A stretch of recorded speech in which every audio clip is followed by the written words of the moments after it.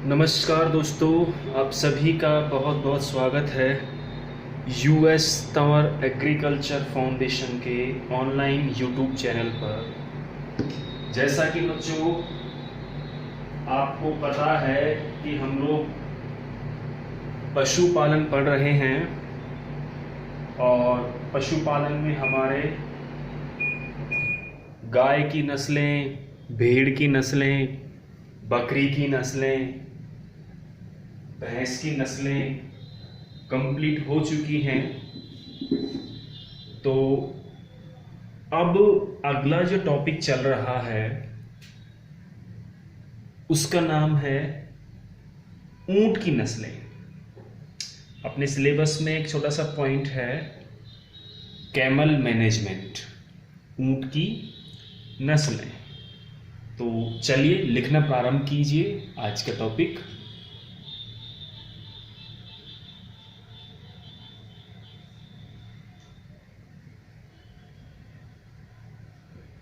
ऊंट की नस्लें। आज हम ऊंट की नस्लों के बारे में अध्ययन करेंगे। सबसे पहले आप सभी को एक बात मैं बताना चाहूँगा कि 16 अगस्त से 21 अगस्त तक, कब तक? 16 अगस्त से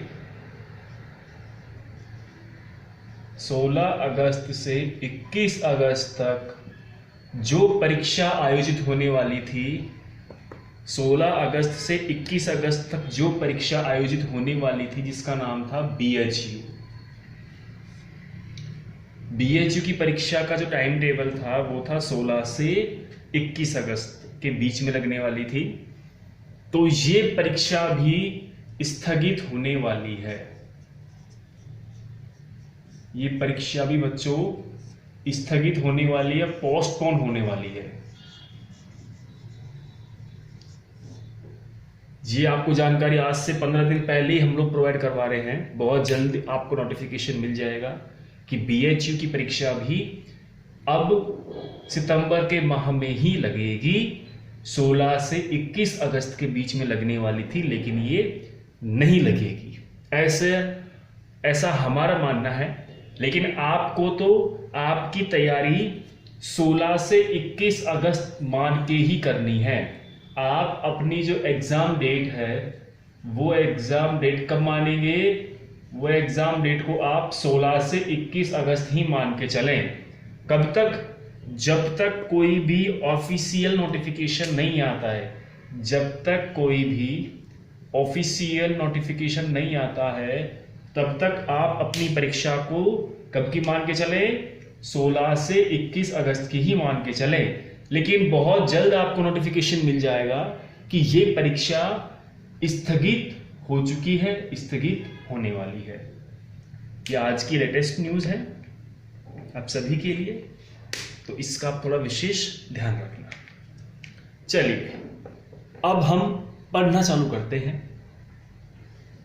तो हमारा जो चैप्टर है वो है ऊंट की नस्लें।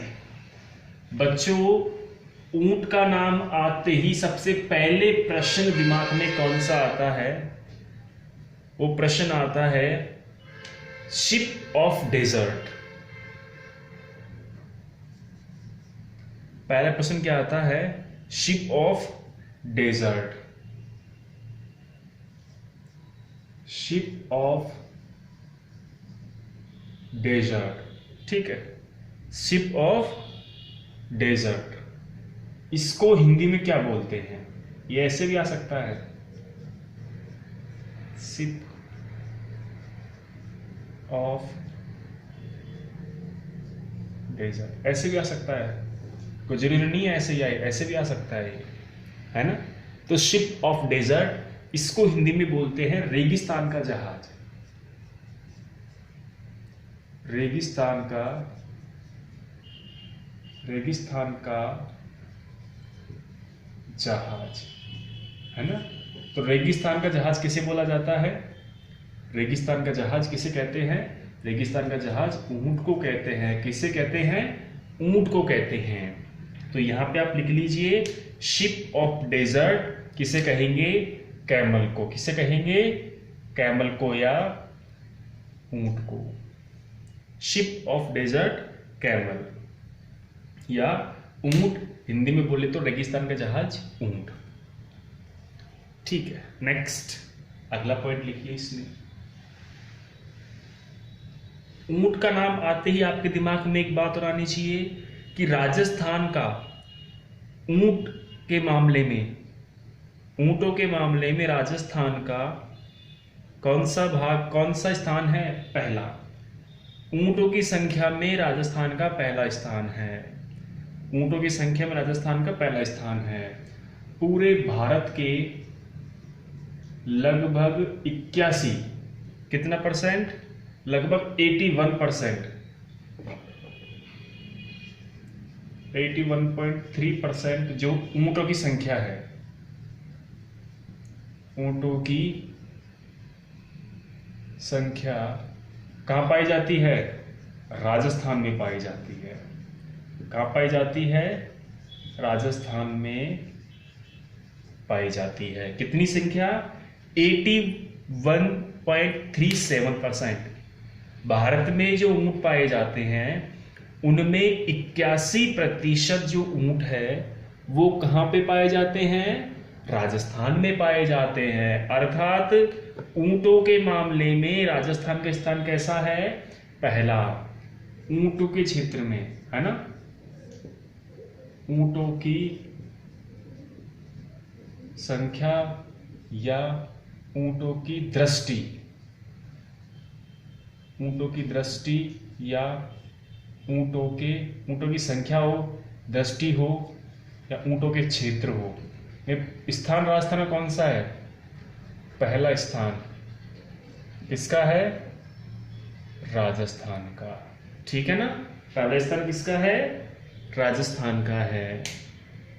चलिए अब हम पढ़ते हैं कि ऊंटों का जो क्लासिफिकेशन है या ऊंटों के जो प्रकार है वो कितने हैं, तो उसके बारे में हम चर्चा अब करेंगे। तो लिखिए बच्चों, आगे चलते हैं अपन। ऊंटों के प्रकार, अगला क्या है?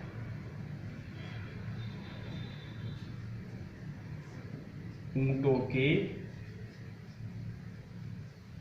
प्रकार। ठीक है, ऊंटों के प्रकार, ये अगला अपना टॉपिक है, इसी में ही है अगला पॉइंट। ऊंट कितने प्रकार के होते हैं? तो बच्चों ऊंट 2 प्रकार के हैं। कौन कौन से? ऊंट 2 प्रकार के हैं। लेकिन ये हम प्रकार जो देखेंगे वो किस दृष्टिकोण से देखेंगे? भाई जो ऊंट तो ऊंट समान होते हैं वैसे तो, लेकिन किस दृष्टिकोण से हम ऊंटों का विभाजन करेंगे? तो यहां पे आएगा कुबड़ की दृष्टि से। कौन सी दृष्टि से? ऊंटों के प्रकार कुबड़ की दृष्टि से। अब समझिए आगे सब कुबड़ क्या होता है। ठीक है, ये भी समझाएंगे। पहले तो हम बनाते हैं ऊंट। ये तो हो गया ऊंट का मुंह, ठीक है, ये हो गई इसकी गर्दन, हो गई। उसके बाद ये इसका इस प्रकार से,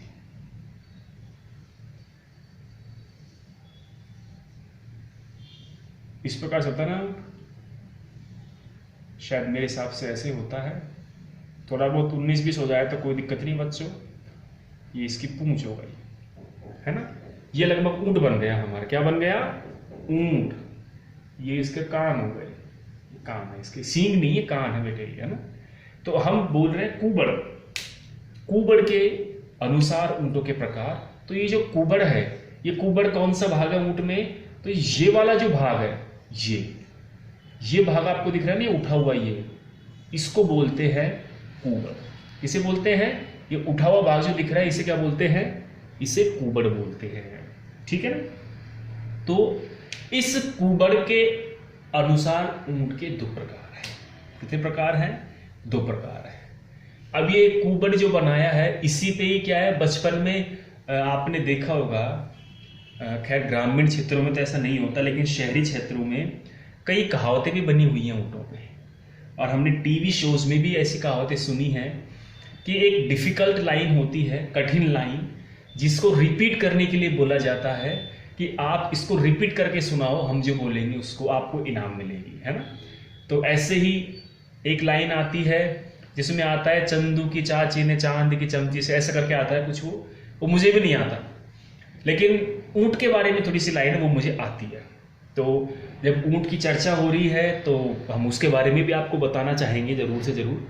तो वो ऐसे है कि इसके ऊपर एक लाइन है, वो आप अपने हिसाब से बोल के देखना, अगर आपसे भूल जाए तो बहुत बढ़िया, नहीं भूल जाए तो भी बढ़िया, क्योंकि ये कंपटीशन में आने वाली तो है नहीं, लेकिन मनोरंजन के लिए आपको मैं ये सुना देता हूँ। तो वो ये है, वो लाइन, उसको थोड़ा सा ध्यान से सुनिएगा, ज़्यादा ध्यान से नहीं क्योंकि पेपर में नहीं आएगी वो, है ना। तो वो लाइन है, ऊंट ऊंचा, ऊंट ऊंचा, ऊंट की पीठ ऊंची, ऊंट ऊंचा, ऊंट की पीठ ऊंची, ऊंची पूंछ ऊंट की।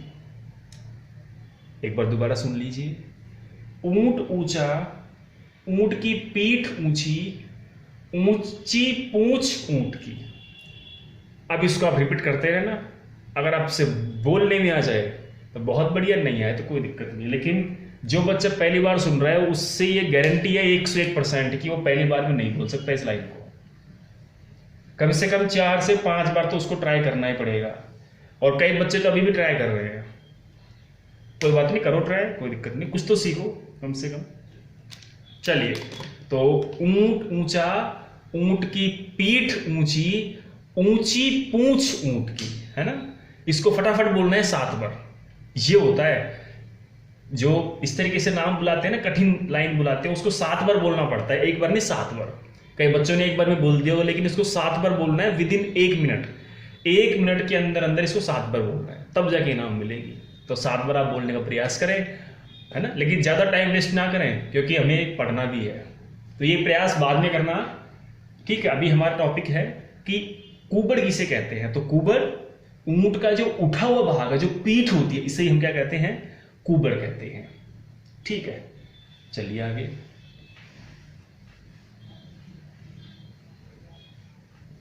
तो हम पढ़ रहे थे ऊंटों के प्रकार। तो कुबड़ के अनुसार, किसके अनुसार, कुबड़ के अनुसार ऊंटों के प्रकार कितने हैं।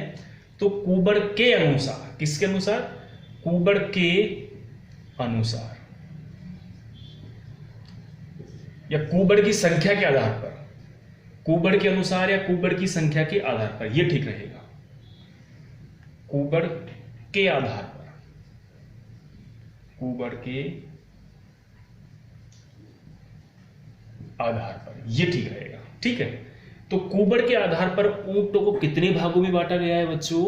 तो देखिए आप, कुबड़ के आधार पर ऊंटों को 2 भागों में बांटा गया है। कितने भागों में, 2 भागों में विभाजित किया गया है। कौन कौन से भाग है वो देखिए आप, 2 भाग बांटे गए हैं कुबड़ के आधार पर।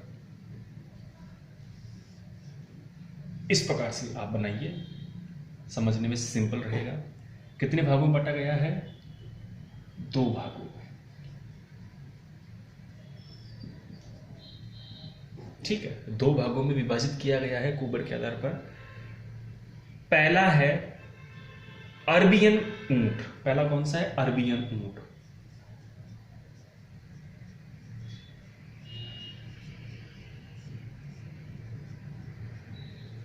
पहला कौन सा है, अरबियन ऊंट। दूसरा है बैक्ट्रियन ऊंट। दूसरा कौन सा है,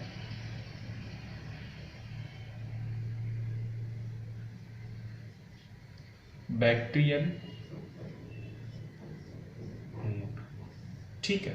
पहला है अरबियन ऊंट, दूसरा है बैक्ट्रियन ऊंट। देखिए अब अरबियन ऊंट और बैक्ट्रियन ऊंट में क्या फर्क है, वो ये है, अरबियन ऊंट इसे कहेंगे एक कुबड़ वाला ऊंट। इसकी विशेषता क्या है, इसमें एक कुबड़ पाई जाती है। कौन सी कुबड़, कितने पाए जाते हैं कुबड़, एक कुबड़ पाई जाती है। इसमें सिंगल कुबड़ पाई जाती है और इसमें 2 कुबड़ पाई जाती है। कितनी, 2 कुबड़ इसमें पाई जाती है। आगे समझ में। जो अरेबियन ऊंट है, अरेबिक ऊंट जो हैं, उन अरेबिक ऊंट में, अरबियन ऊंट में, जो अरब देश के ऊंट हैं, है ना, जो अरब देश के हैं, ठीक है।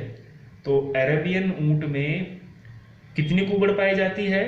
1 कुबड़ पाई जाती है। और बैक्ट्रियन ऊंट में कितनी कुबड़ पाई जाती है? बैक्ट्रियन ऊंट में बच्चों 2 कुबड़ पाई जाती है। आगे समझ में? अब हमने पढ़ लिया कि सर 1 कुबड़ है, 2 कुबड़ है, लेकिन इनके वैज्ञानिक नाम भी पूछ सकता है।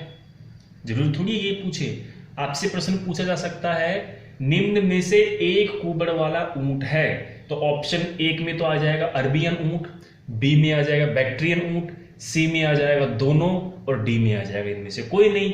तो आप क्या करेंगे, है ना? तो कभी कभी नाम भी दे देता है, कभी कभी वैज्ञानिक नाम भी आ जाता है। इनके वैज्ञानिक नाम भी अलग अलग हैं। वो क्या है देखो, पहला है जो अरबियन ऊंट है, इसका नाम लिखो आप। अरबियन ऊंट का है कैमेलस। अरबियन ऊंट का लिखो कैमेलस, कैमल से बना है ना, कैमेलस।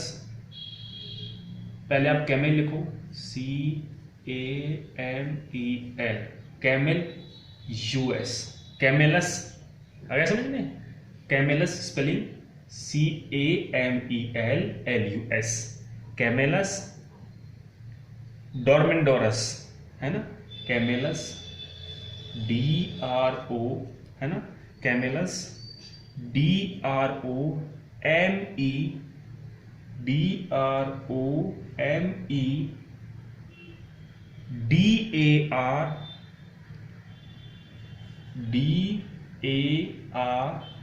DARIUS, कैमेलस ड्रोमेंडेरस है ना, कैमेलस ड्रोमेंडेरियस।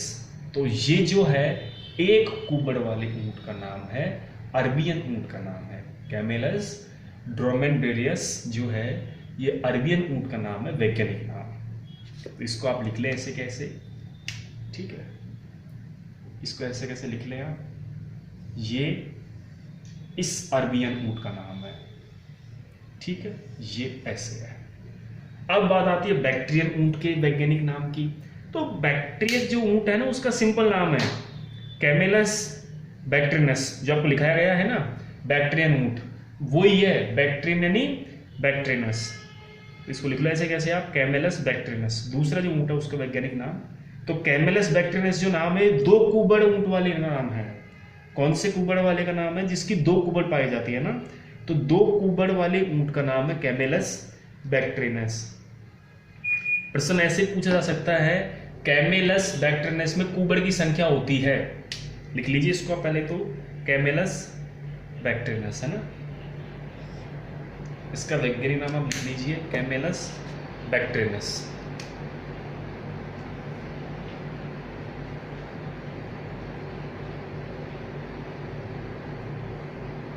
कैमेलस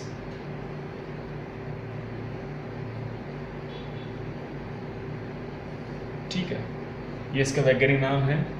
तो आपको जो लिखाया गया है ऊंट के वैज्ञानिक नाम में, वो लिखाया गया है कैमेलस बैक्ट्रिनस। प्रश्न ये पूछा जा सकता है कैमेलस बैक्ट्रिनस में कुबड़ की संख्या होती है, तो सब क्या जानते हैं कि साहब कैमेलस बैक्ट्रिनस ऊंट का नाम है और ऊंट में होती है कुबड़ 1, लेकिन वो ये भूल जाते हैं कि ऊंट में 2 कुबड़ भी पाई जाती है। लेकिन कैमेलस जो बैक्ट्रिनस है वो उसी 2 कुबड़ वाले ऊंट का नाम है ना, और 1 कुबड़ वाले ऊंट का नाम कैमेलस डॉर्मेंडेरस, ठीक है। जो डॉर्मेंडेरस जो नाम है ये 1 कुबड़ वाले ऊंट का है, अरबियन ऊंट का है, ठीक है। तो इसका आप जरूर ध्यान रखें। नेक्स्ट आगे लिखिए,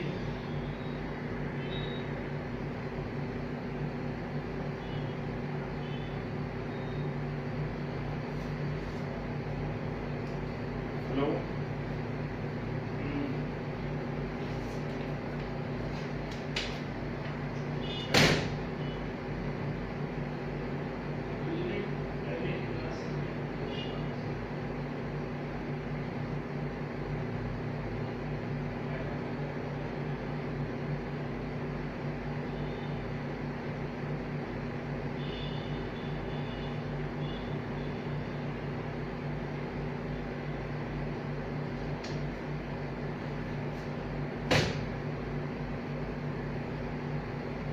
लिखिए बच्चों, लिख लिया? चलिए आगे चलते हैं।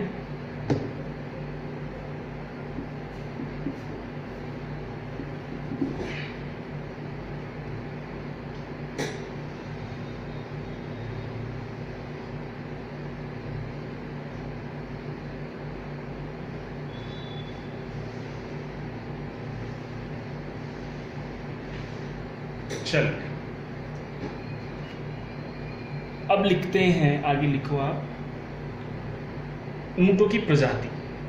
ऊंटों की प्रजातियां, ऊंटों की प्रजाति कितनी है, या ऊंटों के प्रकार, है ना, ऊंटों के प्रकार। तो टाइप्स तो हमने लिख ही लिए कि कौन कितने प्रकार की होती है कुकर के आधार पर।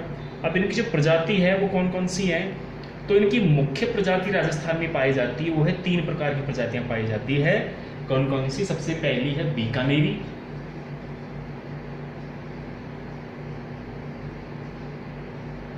दूसरी है जैसलमेरी,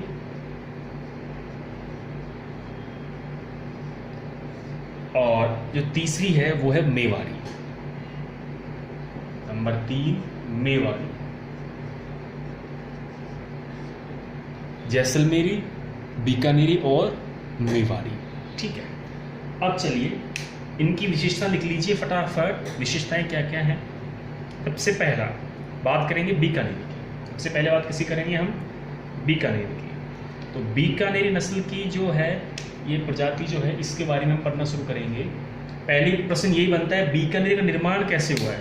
तो बीकानेरी प्रजाति का निर्माण हुआ है सिंधी का क्रॉस बलूची से करवाने पर बीकानेरी नस्ल का निर्माण हुआ है। बीकानेरी का निर्माण कैसे हुआ है? सिंधी का क्रॉस किससे कराएंगे? सिंधी का क्रॉस कराएंगे बलूची से। किससे? बलूची, बलूची। सिंधी का क्रॉस बलूची से करवाने पर किसका निर्माण हुआ है? बीकानेरी का निर्माण हुआ है। किसका निर्माण हुआ है बच्चों? बीकानेर नस्ल का निर्माण हुआ है। ठीक है ना? तो सिंधी बलूची से क्या बनी है? बीकानेरी बनी है। सिंधी बलूची से क्या बनी है? बीकानेरी बनी है। तो इसको आप लिख लीजिए ऐसे कैसे? सिंधी क्या है? नर। बलूची क्या है? मादा। ये विशेष आप ध्यान रखना है। नर क्या है? नर क्या बोलते हैं इंग्लिश में? मेल, और मादा को फीमेल, है ना? तो Sindhi male, Baluchi female, Sindhi male Baluchi female का क्रॉस कराने पर क्या बना है? बीकानेरी बना है। मतलब सिंधी का क्रॉस बलूची से करवाने पर क्या बना है? बीकानेरी बना है ना?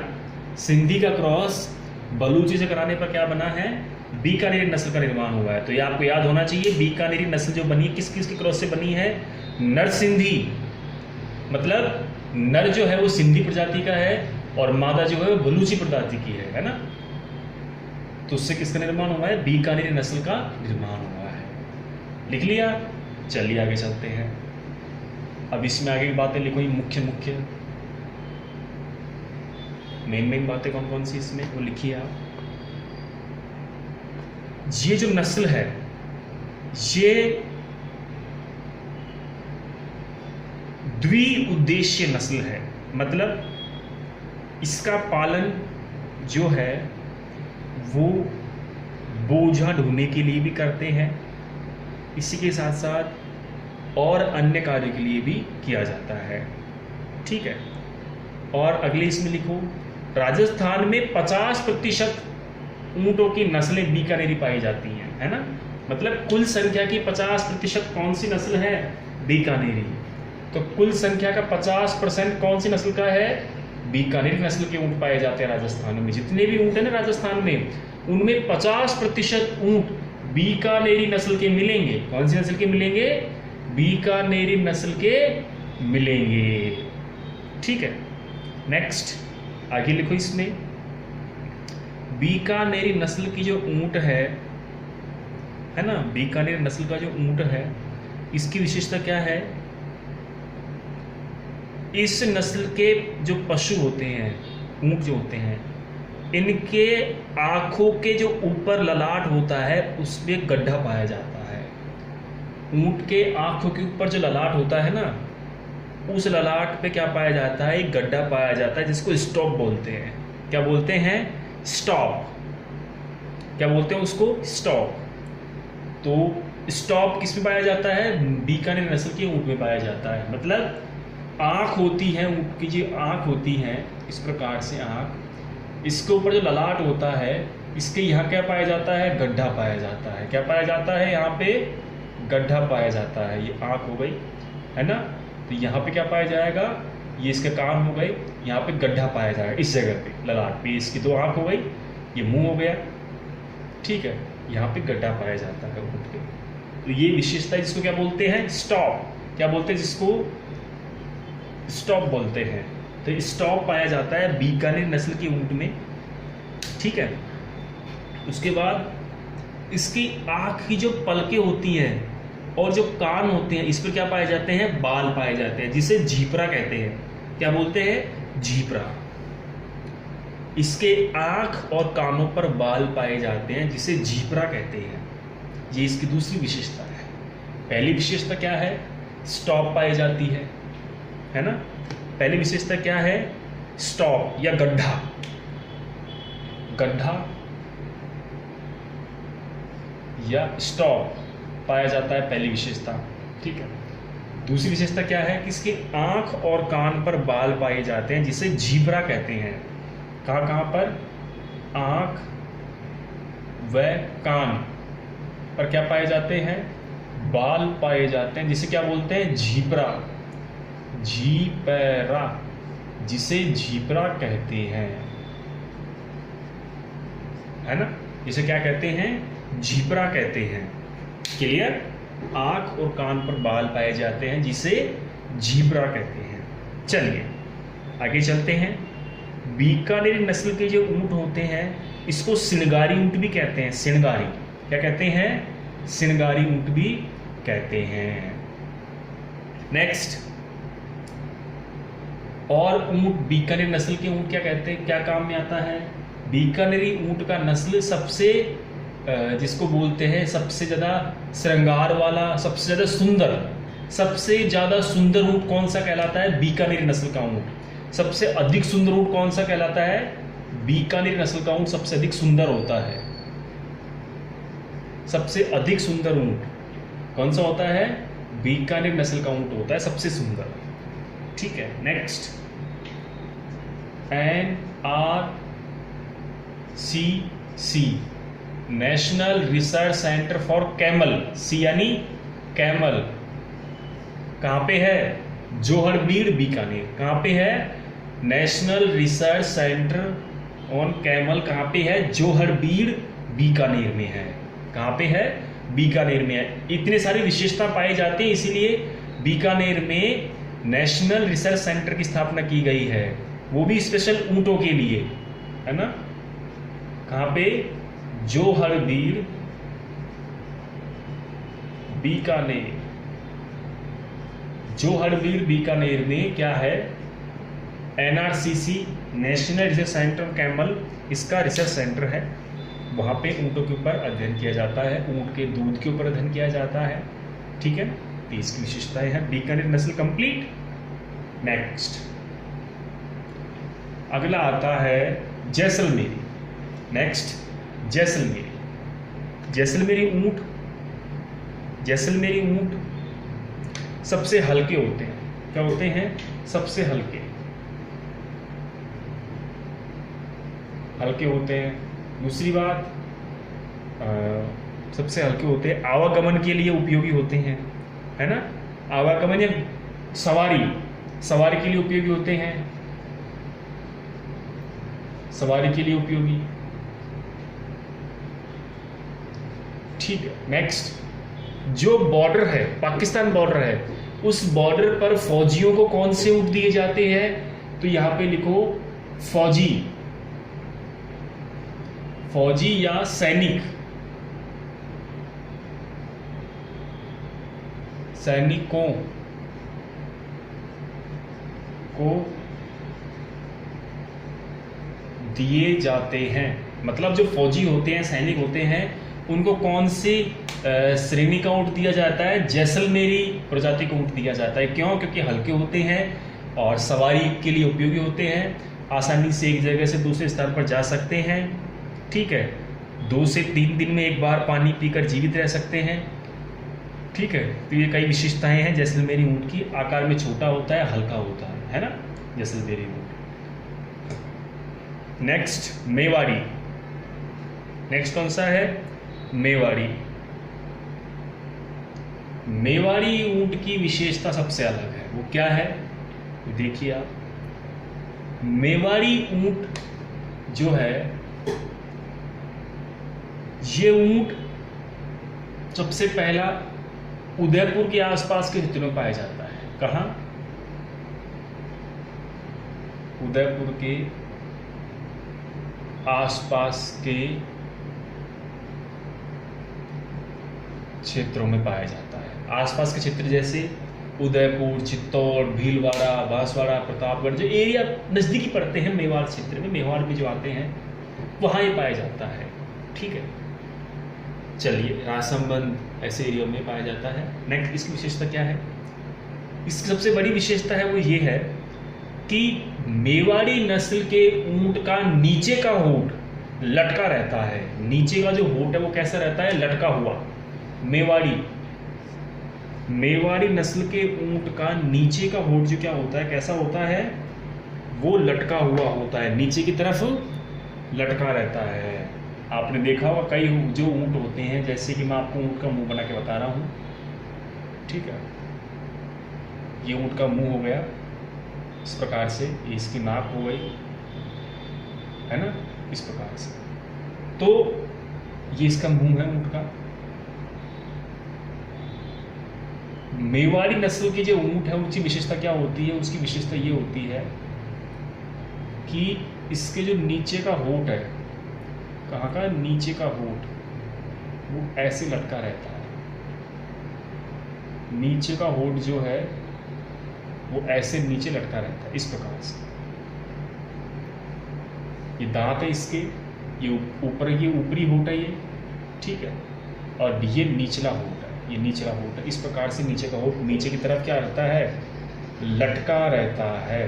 क्या रहता है? नीचे की तरफ लटका रहता है। तो पहली विशेषता इसकी यही है कि मेवाड़ी नस्ल का जो ऊँट होता है, इसका मुंह का नीचे का होंठ लटका रहता है ना। मुंह के नीचे का होंठ क्या रहता है बच्चों? लटका रहता है। ठीक है, नेक्स्ट, ये वजन ढोने के लिए काम में लिए जाते हैं। किस काम के लिए जाते हैं? वजन ढोने के लिए।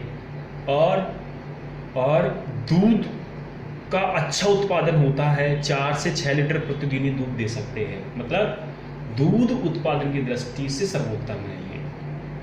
दूध उत्पादन दृष्टि से, किस दृष्टि से? दूध उत्पादन दृष्टि से सर्वोत्तम है ना। दूध उत्पादन दृष्टि से क्या है? सर्वोत्तम है। तो मुख्य कुछ विशेषताएं थी ऊँटों की जो हमने पढ़ी है। अब समान कुछ क्वेश्चन हैं ऊँटों की, जो ऊँटों से बनने वाले क्वेश्चंस हैं, उनको भी आज लिख लीजिए, जिससे कि ऊँटों में जो नस्ल है वो कंप्लीट हो जाएगी। फिर उसके बाद हम सभी के एक साथ पढ़ेंगे रोग, है ना। लेकिन अभी नस्लें रह रही हैं, तो अब इसके बाद हम पढ़ेंगे मुर्गी की नस्लें, उसके बाद फिर पढ़ेंगे सभी के एक साथ रोग, कौन कौन से रोग किसमें लगता है, रोगों के बारे में एक साथ हम जानकारी प्राप्त करेंगे, है ना। तो पहले नस्ल पढ़ते जाओ, ठीक है। तो विशेषता देखो आप, इससे कुछ क्वेश्चंस बन रहे हैं, इंपॉर्टेंट क्वेश्चंस, वो आप लिखिए। इंपॉर्टेंट क्वेश्चंस, ठीक है, लिखना आप इसमें कुछ लाइन है, इंपॉर्टेंट पॉइंट्स बना के लिखो आप।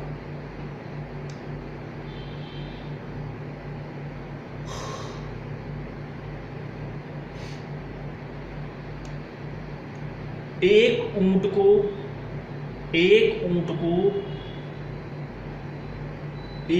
को स्थान की आवश्यकता होती है। एक ऊंट को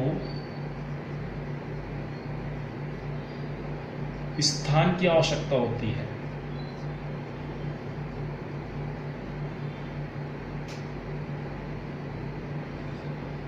मतलब समझो इसको, एक ऊंट को, मतलब एक कैमल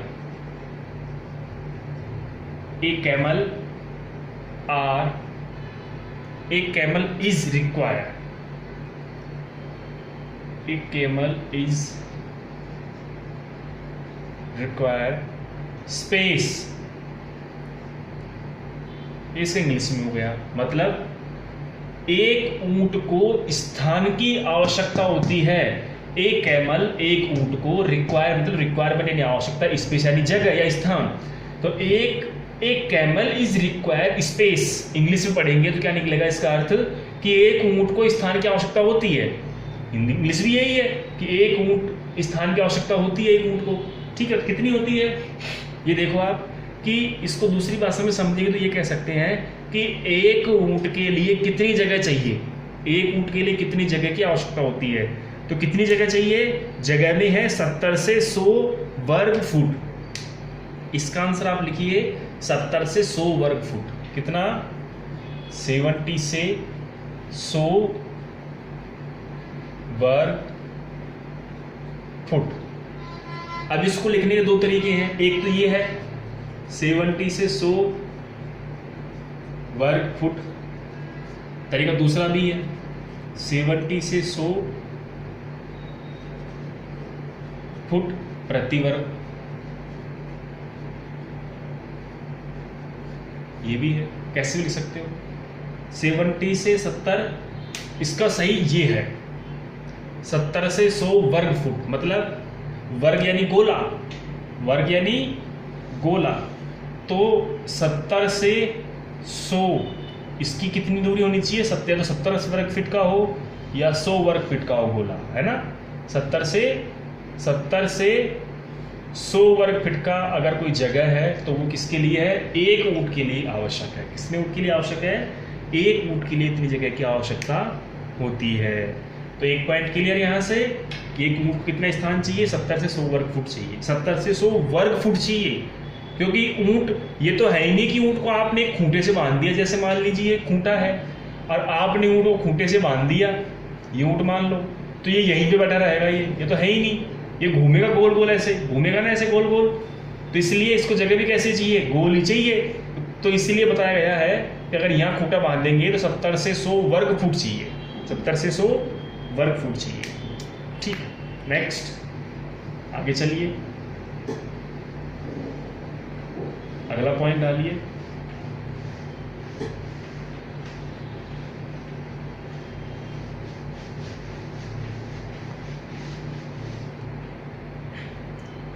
ऊंटनी का गर्भकाल होता है, ऊंटनी का गर्भकाल होता है। कितना होता है ऊंटनी का गर्भकाल, सबसे अधिक गर्भकाल किसका होता है, भैंस का। कितना, 310 दिन।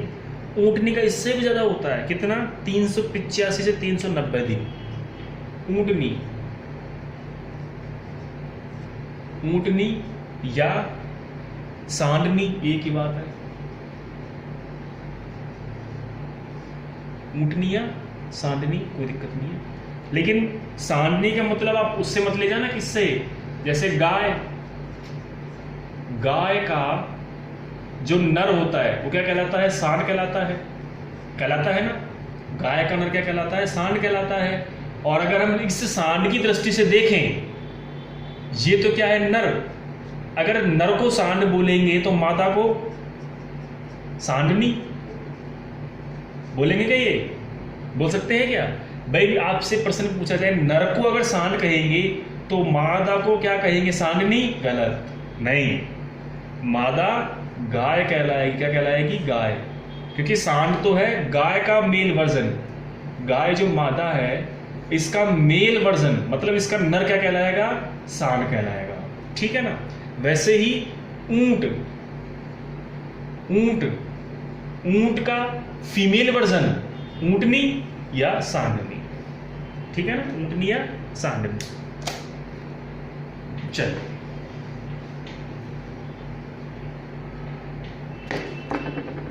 ऊंटनी का गर्भकाल जो होता है ऊँटनी का गर्भकाल होता है 385 से 390 दिन। ऊँटनी का कौन सा काल? गर्भकाल कितना होता है? 385 से 390 दिनों का होता है। 385 से 390 दिनों का गर्भकाल ऊँटनी का होता है। तो इसको आप ऐसे कैसे लिख लीजिए बच्चों। अगला इसमें प्रश्न बनता है वो ये क्या बनता है, नेक्स्ट आगे चलते हैं। एक ऊंट का सामान्यतः वजन होता है। अब ऊंट में क्या आएगा? नर आएगा ना, तो हम ये भी लिख सकते हैं एक नर ऊंट का सामान्यतः वजन होता है। ये लिख सकते हैं एक ऊंट का सामान्यतः वजन होता है। कितना होता है? 500 से 750 किलोग्राम। कितना? 500 से 750 किलोग्राम होता है। नेक्स्ट, ऊंट की विशेषता और क्या है? रटमस्त। रटमस्त विशेषता किसकी है? ऊंट की।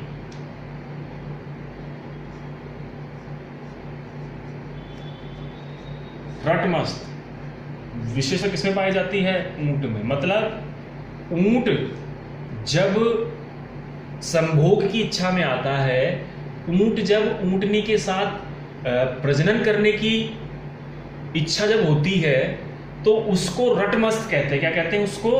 रटमस्त कहते हैं। प्रश्न ऐसे आया हुआ है ये प्रश्न कि रटमस्त संबंधित है, तो रटमस्त है ऊंट में। पहले तो पशु का नाम पूछे, जैसे ऊंट, भेड़, गाय, बकरी। ठीक है, तो अब इसमें से अगर आपको प्रश्न लगाना चाहे तो रटमस्त। कई बच्चे क्या सोचते हैं, देखो प्रश्न का आंसर कैसे लगाते हैं। पहली बात तो आपने इसका आंसर कहीं पढ़ा ही नहीं होगा, रटमस्त कहीं लिखा हुआ, कहीं लिखा हुआ नहीं है ये, है ना। लेकिन मैं आपको बता रहा हूँ क्योंकि पेपर में आया हुआ है ऐसा। तो रटमस्त हम क्या समझते हैं कि इनमें से ऐसा कोई पशु का तुक्का बिठाओ जो रटता हो। रटमस्त, रट यानी रटता हो, मस्ती ने अपनी मस्ती में मस्त चलता हो। अब इनमें से हम सामान्य दिमाग कहाँ लगाएंगे कि रट मस्ती में चलता हो, रटता हो, मतलब इसमें ऐसा पशु ढूंढो जो झुंड में जाता हो। अगर एक पशु जाएगा तो सारे के सारे उसके झुंड में जाएंगे। इसका हम अनुवाद इस तरीके से लेते हैं सामान्यतः, अगर हमको इसका उत्तर नहीं पता तो उस सिचुएशन में हम क्या आंसर लगाएंगे कि बकरी झुंड में रहती है क्या? नहीं रहती, बकरी अकेली घूमती है। आप देखना रोड के ऊपर कभी भी बकरियों को देखोगे, एक बकरी तो इधर भगेगी, एक बकरी इधर भगेगी, होता है ना। तो बकरी में झुंड की विशेषता पाई जाती है? नहीं पाई जाती। गाय में भी नहीं होती, गाय में भी नहीं होती। अब बची भेड़ और ऊंट। हाँ, भेड़ में होती है, भेड़ में झुंड होता है। एक कैसे कहावत भी है, एक भेड़ कुएं में पड़ेगी तो सभी भेड़ कुएं में पड़ेगी, है ना ऐसी कहावत। तो हम क्या समझते हैं कि रट मस्त यानी अपनी मस्ती में मस्त रहती हैं। रटने विद्या में कि एक भेड़ चलेगी तो उसके पीछे पीछे चलती जाती है। तो इसका आंसर हम किससे लगाते हैं? भेड़ से लगाते हैं, जबकि वो गलत है। पहली बात तो हमने इसका अनुवाद ही गलत कर लिया। रट मस्त का मतलब झुंड से नहीं है, रट मस्त का मतलब है संभोग क्रिया से। किससे है? संभोग क्रिया से।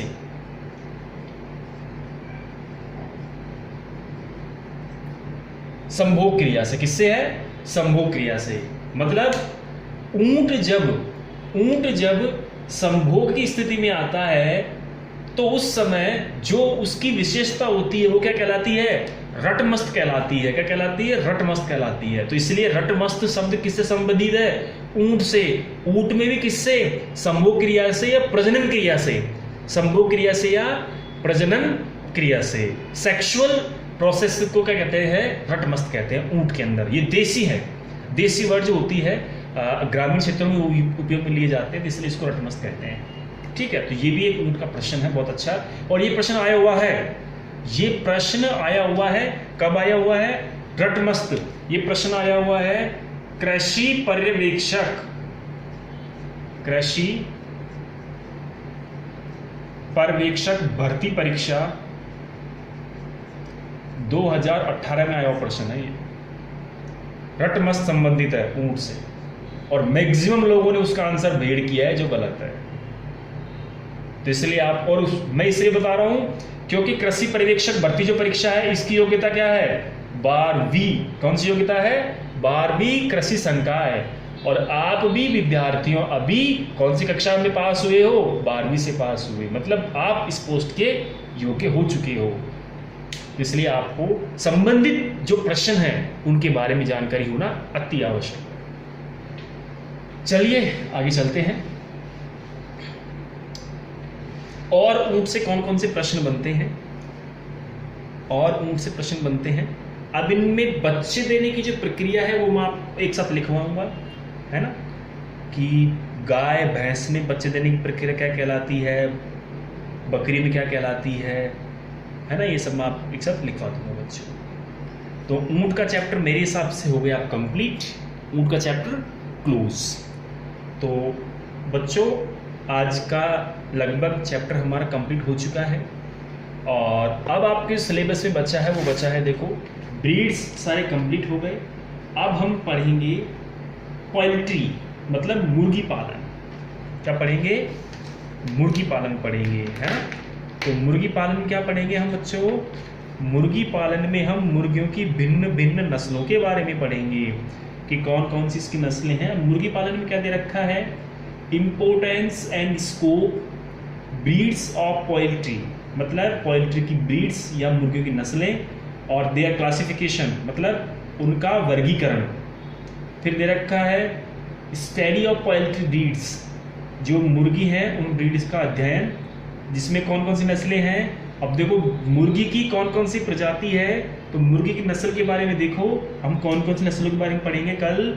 White leghorn, red island red, Rhode island red, red Cornish, Plymouth rock, है ना। ये हम मुर्गियों की नस्लों के बारे में पढ़ेंगे, ठीक है। उसके साथ साथ हम पढ़ेंगे स्ट्रक्चर ऑफ एग, अंडे का जो स्ट्रक्चर होता है, मतलब संरचना होती है, वो पढ़ेंगे।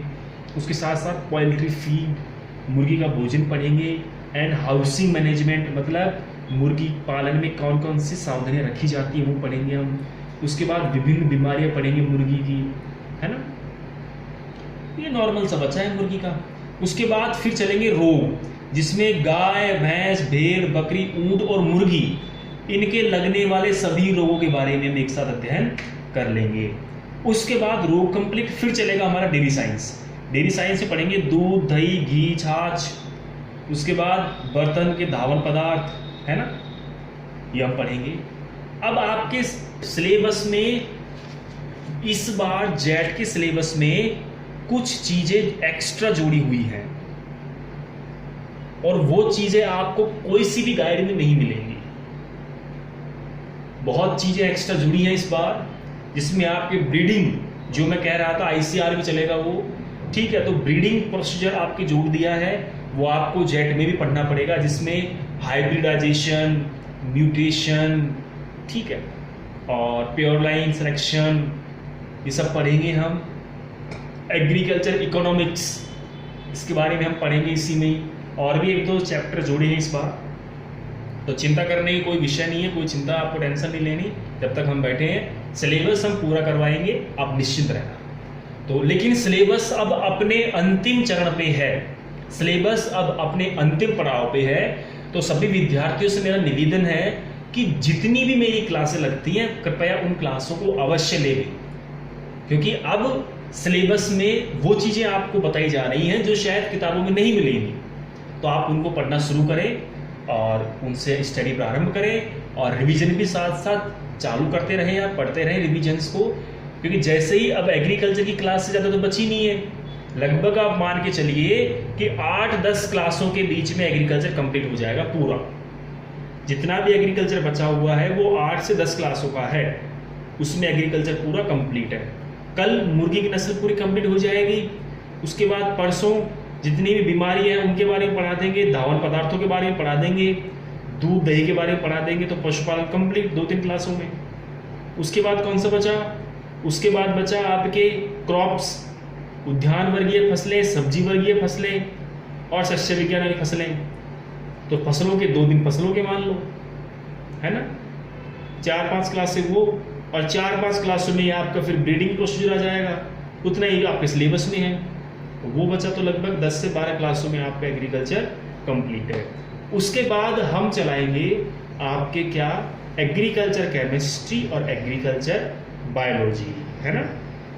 एग्रीकल्चर केमिस्ट्री और एग्रीकल्चर बायोलॉजी फिर आपके चालू हो जाएगा।